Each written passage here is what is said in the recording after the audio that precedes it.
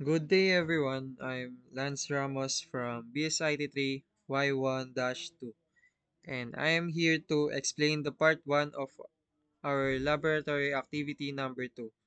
So here, gumamit lang tayo ng input function para hingin yung student ID, full name, and section ng student na may store as string data. Next naman is gumamit pa rin tayo ng input function, pero this time, meron na siyang float. So, para saan nga ba yung float? Pag gumamit tayo ng float is automatically mako-convert yung numbers na ilalagay natin as decimals once na na-print na siya.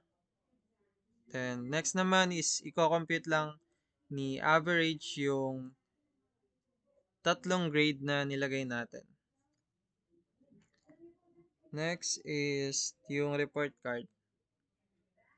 Tatawagin lang natin yung variable name here para ma-print kung ano ba ang in-input natin kanina, and gagamitin natin yung F-string para mas maayos yung format ng ating student report.